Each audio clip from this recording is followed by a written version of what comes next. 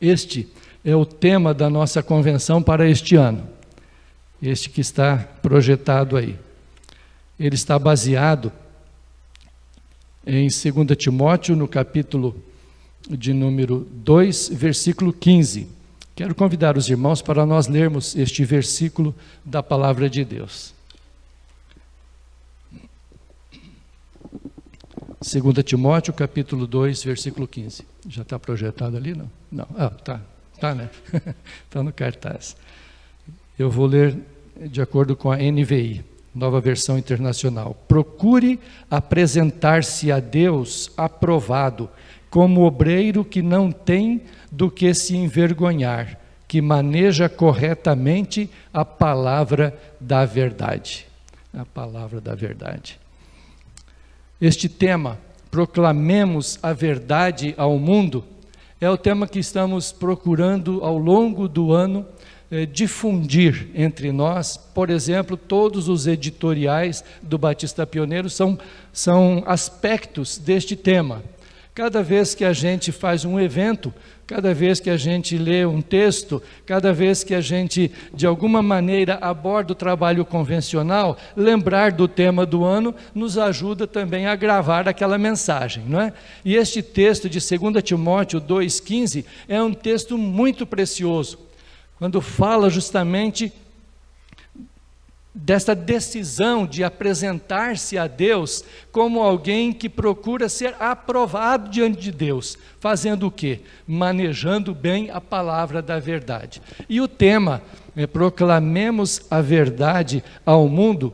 Eu creio que ao refletirmos sobre este tema, pelo menos as 3 principais palavras que tem ali, nos ajuda a entender e também a dedicar a nossa vida para tornar realidade isto que estamos dizendo. Proclamemos a verdade ao mundo. Proclamemos a verdade ao mundo. Esta é tanto uma necessidade e uma incumbência que recebemos do Senhor Jesus, como também um privilégio de sermos portadores de uma mensagem, e não de uma mensagem qualquer, portadores da verdade divina, revelada nas Escrituras, na Bíblia Sagrada. Então, proclamemos a verdade ao mundo. Pode passar o próximo slide, por favor? Eu acho que tem uma animaçãozinha aí, pode ir tocando até isso, até a completação, quatro itens aí. Então, a proclamação, quando pensamos na proclamação, a palavra que aparece no Novo Testamento sobre proclamação, a palavra querigma, ela invoca justamente a questão do conteúdo daquilo que se proclama, e também a forma como é proclamada. Então, o que é a proclamação? Poderíamos dizer, proclamar é anunciar, é o anúncio. Mas o anúncio, ele pode ser o anúncio verbal e pode ser também o anúncio pela presença, ou seja, a ação, a vida, não é? E por que somos convocados a anunciar, seja verbalmente ou seja pelas ações? Nós somos convidados a proclamar o quê? Se nós somos convidados, como diz o tema, proclamarmos a verdade ao mundo, precisamos entender que verdade é essa. Vivemos num tempo em que simplesmente dizer proclamar a verdade já poderíamos ser reprovados na aula de filosofia. Que verdade? A primeira pergunta seria esta, não é? Quando nós lemos o texto que serve de divisa, já está nos dando uma pista, nos remetendo a que esta proclamação é da palavra da verdade. Qual é a palavra da verdade? Senão a Bíblia Sagrada, as Escrituras. Quando o apóstolo Paulo, escrevendo aos Romanos, no capítulo 1, versículo 16, ele fala deste conteúdo, do conteúdo desta proclamação. E o conteúdo da proclamação não são histórias, não é simplesmente contar a história, mas é o Evangelho do Senhor Jesus Cristo. E o que é evangelho? A palavra evangelho não é uma palavra do dicionário português, da língua portuguesa. A origem é grega e significa, evangelho significa boas notícias, boas novas. Então, quando somos convocados pela palavra de Deus a proclamarmos, a anunciarmos verbalmente ou pela presença, é o anúncio do evangelho. E por que o evangelho? Porque diz o apóstolo Paulo, o evangelho é o poder de Deus para a salvação de todo aquele que crê. O propósito desta proclamação é anunciar o evangelho. Anunciar verbalmente e pela presença. Marcos capítulo 16, versículo 15, diz para pregarmos o evangelho a todas as pessoas. Na versão antiga diz a toda criatura. Entretanto, quando nós vamos lá para Efésios capítulo 2, versículos 8 a 10, diz assim: pela graça sois salvos por meio da fé, isso não vem de vós, é dom de Deus, não vem das obras para que ninguém se glorie. Esse é o 8 e o 9, mas tem o 10 também. E o 10 diz assim: porque somos feitura sua, criados em Cristo Jesus para as boas obras, as quais Deus preparou para que andássemos nelas. Ou seja, a proclamação deste evangelho, que é o poder de Deus para a salvação de todo aquele que crê, deve ser sim baseado na graça de Deus, conquistado ou recebido pela fé no Senhor Jesus Cristo, mas não pode ficar apenas no nível do discurso. Precisa descer para a prática. É o evangelho pregado com palavras, mas também com ações. Da maneira de ser, pela transformação da vida. Quando nós lemos Tiago capítulo 2, versículo 18, diz assim: mostre-me a tua fé sem as tuas obras, e eu te mostrarei a minha fé pelas minhas obras. Ou seja, não deve haver uma dissociação entre aquilo que falamos e aquilo que fazemos. Agora, vamos e convenhamos, é bem verdade que é muito fácil acontecer isso, né? A gente ter um discurso bonito e na prática a coisa não funcionar exatamente daquele jeito. Vamos e convenhamos, somos humanos e somos pecadores. A Bíblia chama isso de pecado. E o que fazer com o pecado? Se nós parássemos aqui essa mensagem, você ia sair daqui desesperado, né? Ia pensar assim: puxa vida, realmente eu sou pecador. E o que fazer com isto? Graças a Deus tem mais um tempinho, né? Então vamos continuar. Porque a todos que somos pecadores, Deus nos deu o privilégio de nos arrependermos dos nossos pecados, de confiarmos em Jesus Cristo e sabermos e termos a convicção de que Ele entregou a sua vida pelos pecadores e pecadoras. E o fato dele ter entregue a sua vida se tornou isto as boas novas, é o Evangelho, é o conteúdo da nossa pregação. A nossa pregação não é para apontar o pecado, a nossa pregação é para convidar o pecador. Assim como nós recebemos, que outros também recebam. Recebam o presente da vida eterna, do perdão aos pecados, da transformação de vida. Isso aconteceu de uma maneira tão bonita na igreja primitiva, lá em Atos dos Apóstolos, que Atos capítulo 4, versículos 32 a 35, menciona que o jeito que aqueles novos crentes, aqueles novos irmãos viviam, era tão atraente que as pessoas enxergavam na vida da igreja aquilo que a igreja proclamava falando. A igreja falava e o povo via acontecendo na vida da igreja. Ou seja, a vida em comunidade era uma pregação eloquente. Por isso podemos dizer que a proclamação de que fala a palavra de Deus é o anúncio verbal, mas é também o anúncio pela presença, pela ação, porque a vida acompanha o discurso. E quando não acontece isso, então o que nós precisamos fazer?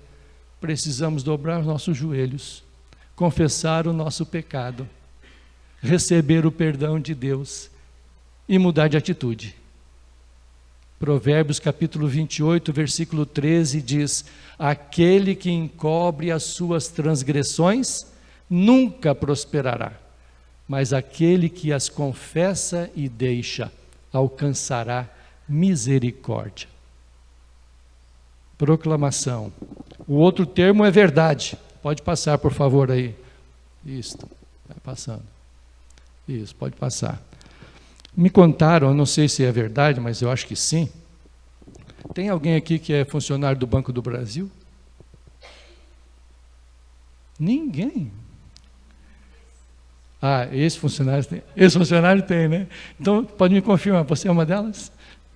Pode me confirmar, disseram que os caixas do Banco do Brasil, na época, na hora de fazer o treinamento para a caixa, tinham que aprender a sentir a nota correta, né? A nota certa, para conhecer a nota falsificada. Então, a gente ficava pensando assim, bom, para conhecer as notas falsificadas tem que ver, porque tem tanto tipo, vai falsificar de tanto jeito e tal, mas me disseram que não. Confirme, por favor, tá? Assim, os caixas do Banco do Brasil tinham que conhecer bem e muito bem a nota verdadeira. Então, era só a verdadeira. Claro, todos os tamanhos, né? Mas conhecer a nota verdadeira. Porque falsa, você podia falsificar de um jeito, de outro jeito, um tipo de impressão, outro tipo de impressão e tal, né? Mas a teoria que estava por trás disso era assim: se o funcionário estiver bem treinado para identificar a nota verdadeira, quando cair na mão dele uma que for falsa, ele vai descobrir. Porque conhece muito bem a verdadeira. O que eu quero dizer com isto? Ao pensar, então, sobre a verdade, nós vivemos num mundo onde existem inverdades, meias verdades e falsidade. Às vezes, ouvimos uma meia verdade baseada, inclusive, no texto bíblico.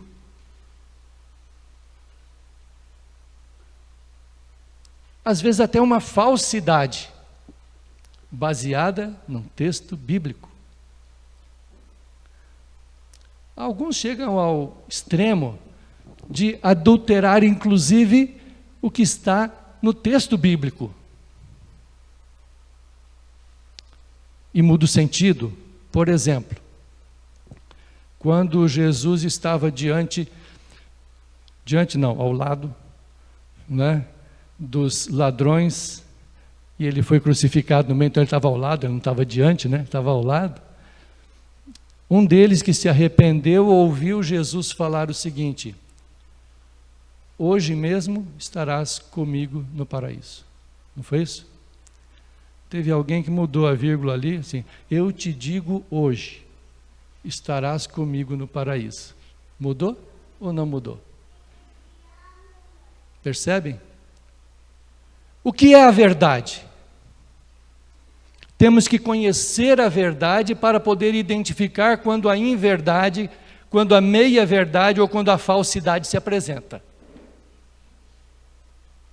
Quando pensamos na verdade de que estamos falando, podemos entender de diversas maneiras. Uma delas, eu creio que nos ajuda quando nós conhecemos a doutrina.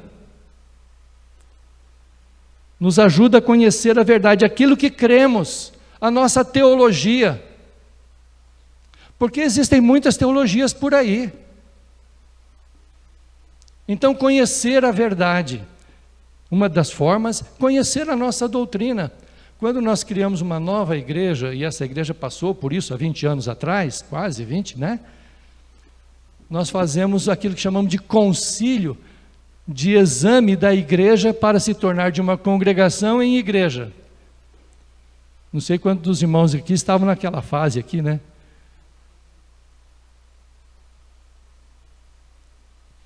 Para que a igreja esteja preparada, ela estuda a doutrina da igreja. O que é que a Bíblia ensina sobre Deus? O que é que a igreja ensina sobre Cristo, sobre o Espírito Santo, sobre a própria igreja? O que é que ensina sobre a salvação, sobre pecado? Então, nós estamos falando de doutrina, que são justamente aqueles postulados que cremos como igreja, como instituição, que estão baseados na Bíblia Sagrada, porque a Bíblia, entendemos, aí vem a segunda parte, a Bíblia é a palavra de Deus, que está escrita. Mesmo que haja muitas versões, diferente do Alcorão, o Alcorão, se não for na língua árabe, não vale para os muçulmanos. No máximo pode ser um comentário. Para nós como cristãos entendemos que a Bíblia pode sim e tem sido traduzida em dezenas, centenas de línguas. E nos alegramos com isso. E trabalhamos com missões que só fazem isso, traduções bíblicas, para alcançar o maior número possível de pessoas, porque entendemos que a verdade, a palavra de Deus escrita, pode alcançar vidas. Porque a Bíblia diz que a fé vem pelo ouvir a palavra de Deus.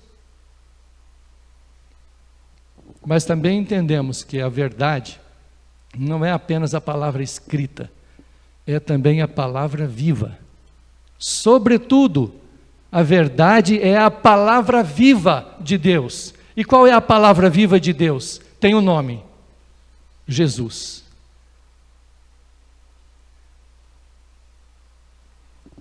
Ele é o Verbo que se fez carne e habitou entre nós, e vimos a sua glória como a glória do unigênito do Pai. João capítulo 1, versículo 1. Então, proclamemos a verdade ao mundo. Por palavras, por obras, proclamemos a verdade que está na nossa doutrina, que está na Bíblia, na palavra de Deus, mas sobretudo a verdade que é o Senhor Jesus Cristo, que entregou-se em nosso lugar. Mas não apenas entregou-se em nosso lugar e ficou lá. A Bíblia diz que Ele ressuscitou dentre os mortos. A palavra de Deus testemunha que muitas pessoas presenciaram, tiveram contato com Ele depois de ressuscitado. E Ele deixou também uma promessa. A promessa é que Ele retornará para levar o seu povo, para levar a sua igreja. Por isso é tão importante continuarmos proclamando a verdade, para que mais e mais pessoas tenham também esse privilégio de estarem reunidos para receber o Rei dos Reis e ser levados por Ele, para estar para sempre com Ele.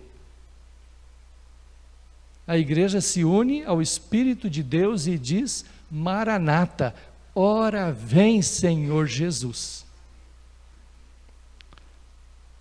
E diz o tema: proclamemos a verdade ao mundo. Pode passar, por favor, aí mais um slidezinho. O que é o mundo? O que é o mundo? Pode ser a criação, o cosmos, não apenas a Terra, mas os corpos celestes, tudo que aí está, as galáxias e assim por diante. Mas também pode significar os povos, pode significar as etnias e até mesmo a ecologia. Quando pensamos na palavra mundo, pode vir um pouco de confusão na nossa cabeça. Por quê? Vocês já ouviram aquela palavra que diz assim, ó, não ameis o mundo e nem no que o mundo há. Já ouviram essa palavra? Já leram lá em 1 João? Aí você pensa assim, bom, então eu tenho que me afastar do mundo. É ou não é? Só que depois você folheia a Bíblia um pouco, chega em João capítulo 3, versículo 16. O que diz lá? Essa vocês sabem. Vamos falar em uníssono, vamos lá? Porque Deus... Já chega. Já chega. Porque Deus amou o mundo. Já viram a confusão aí? O texto lá diz assim, ó, não ameis o mundo. E o outro texto diz, Deus amou o mundo. Não quero colocar confusão não, irmãos. É só um argumento. Para a gente chegar à seguinte conclusão, né? Quando fala a palavra mundo, pode ser sim uma palavra que tem vários sentidos. Né? Vários sentidos. Creio, sinceramente, quando o apóstolo João está dizendo não ameis o mundo, nem o que no mundo há, ele não está dizendo para você se afastar das pessoas. Ele está dizendo para você não amar os valores deste mundo. Aquilo que faz com que o mundo seja classificado lá pelo apóstolo João como o mundo jaz no maligno, ou seja, os seus costumes, o seu jeito, a sua ocupação, o seu propósito é justamente de buscar o benefício próprio, é egoísta, é centrado em si mesmo. São valores mundanos. Quando João mesmo diz, Deus amou o mundo de tal maneira, mostra que há um valor na criação. As pessoas que foram criadas por Deus representam o melhor da criação, por mais que às vezes a gente não acredite nisso.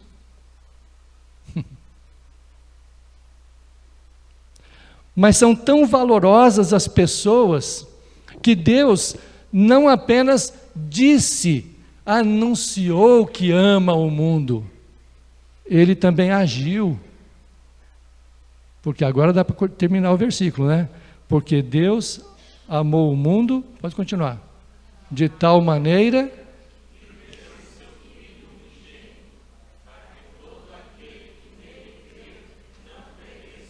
mas tem a vida eterna.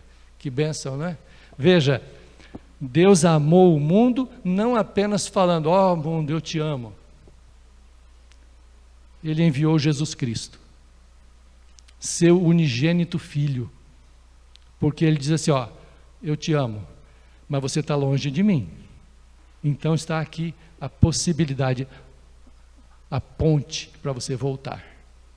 Está aqui a mão para te trazer de volta. Amor é isso. Porque é muito fácil falar que ama. Mas de fato amar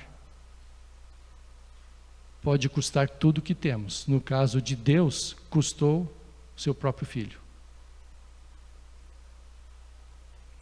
O mundo, a criação, o cosmos, as pessoas, as etnias, inclusive as obras criadas, são objeto do amor de Deus. A criação, a própria natureza, segundo Romanos capítulo 8, diz que a própria natureza está gemendo, esperando a manifestação dos filhos de Deus. Eu não sei exatamente o que significa isso, mas acredito que seja mais ou menos assim, é como se o rio tivesse dizendo assim, por favor, não fica jogando lixo aqui. Não coloca agrotóxico na terra que está vindo aqui para dentro. Se fosse lá entre os Yanomamis, ia estar dizendo, não coloca mercúrio na água. A natureza está gemendo, está gritando. Eu passo todos os dias da minha casa, indo para o escritório, eu passo numa pontezinha, num riozinho que tem lá em Curitiba, que já nem chamam de rio, chamam de valão. Está num esforço muito grande agora, a prefeitura está fazendo um trabalho invejável de canalização, de limpeza e tal, mas veja, chegar a essa situação. Esse riozinho deságua num outro rio maior que se chama Rio Belém. Esse Rio Belém, praticamente em todo o percurso dentro da cidade, virou uma fossa. E eu estou falando de Curitiba, a cidade modelo ecológica. Claro, não se compara a São Miguel do Oeste, né? Aqui não tem essas coisas, né? Mas percebam, quando estamos falando do mundo, podemos até estar falando dessas coisas. Já houve um tempo que falar em ecologia dentro da igreja era quase uma blasfêmia. Mas eu me lembro de um grupinho, que foi mobilizado por um professor do ensino médio, naquela época se chamava primeiro grau. Esse professor era professor de técnicas agrícolas e ensinava os seus alunos a fazer horta comunitária orgânica.